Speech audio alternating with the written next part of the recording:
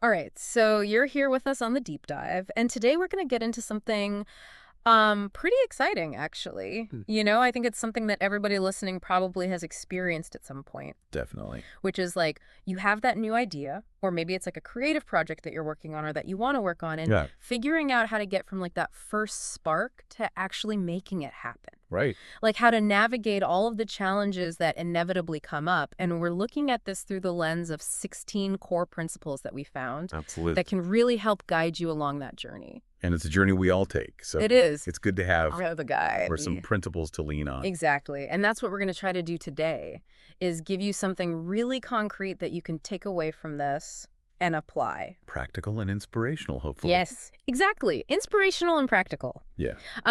So one of the first things that we kind of wanted to touch on is this idea that, you have an idea and you're excited about it. Right? And you share it with somebody and maybe they don't get it. Yeah, the crickets. Yeah, or they're not as excited about it as you are. Coolly. How important is that initial like self-belief when you're coming up against maybe some resistance? Yeah, I think it's huge. I mean, one of the things that we looked at was that a lot of times, especially with new ideas, it's challenging an existing framework. So it makes sense that there would be some resistance. It's not necessarily that the idea is bad or that it's not going to work. It's just that it's different. And so people kind of naturally gravitate toward what they know, what's comfortable. So having that self-belief is super important because you're the one who's going to be carrying this idea forward. You're the one who's going to be championing it. And if you don't believe in it, it's going to be really hard to get other people to. Yeah, I mean, have you experienced that? Like where maybe an idea that you've had that you were super excited about just didn't land right away? Oh, all the time. Yeah. That's part of the process, I think. I mean, I think that's a really common experience Yeah. Yeah, I think it is. for people. And then it kind of brings us to that next point of like, okay, so you're believing in this idea, but how do you get buy-in? Like, how do you... Yeah. How do you get other people on board? Yeah. Well, one of the things that I think is really interesting from what we've been looking at is that the source material really emphasizes if you're passionate about something and you keep working on it consistently, it will eventually attract the right kind of attention. And I think that's Yeah, like there's a real patience element there. huge patience. I mean, it's like, planting a seed, like you don't see the results right away. You have to nurture it and you have to be consistent with it. And eventually it will sprout.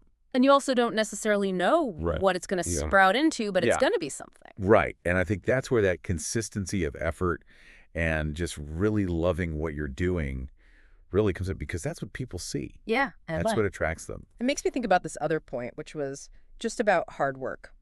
And it was really simple.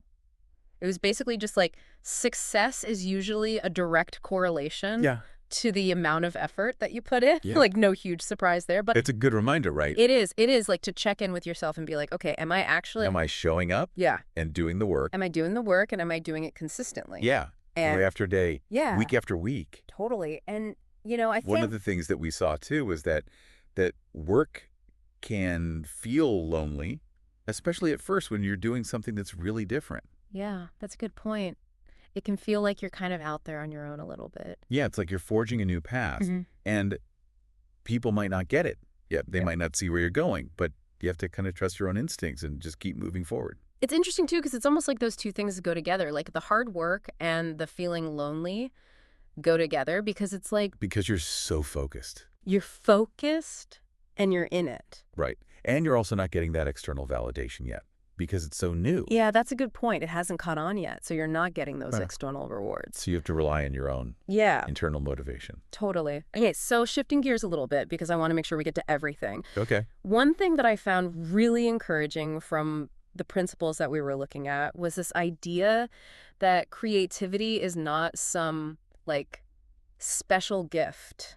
It's not something that only some people have. It's something that's inherent in all of us. It's a birthright. It's a birthright, yeah. Yeah. It's just about giving ourselves permission To tap into it to tap into it. and to be creative. Yeah, I love that. Yeah, I think sometimes we put up these barriers for ourselves where we think, oh, I'm not a creative person. Yeah, But really, it's just about allowing yourself to be playful and to experiment and to not be afraid to make mistakes. and to not judge yourself too harshly, Exactly. right? Yeah. Like let it flow. Yeah.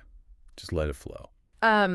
Okay, here's something that I think is really practical that a lot of people will appreciate from what we were looking at, Okay. which is the idea that Especially in those early stages when you're really pursuing a new project or you're trying to get something off the ground. Right. Like, it's okay to have something that's kind of like your foundation, like a day job. Yeah, having that stability. Yeah, So you're not putting all the pressure on this new thing to support you? exactly. Like, Right. let that thing grow organically until it's ready to stand on its own. Yeah, But you're not like a garden. putting, yeah, All of the pressure on it. until it's ready to produce fruit. Yeah, exactly. I love that analogy. Yeah. Okay, two other things I wanted to touch on that I think are related, which is the idea that you really have to focus on your own journey Yeah. and not compare yourself to what other people are doing. Comparison is the thief of joy. Oh, that's so good. Yeah. Yeah. Yeah. And then the other thing was that when you create something that is truly unique, that only you can offer. You're essentially eliminating the competition. Right. You're not even playing the same game. You're not playing the same game. Yeah. That's so huge.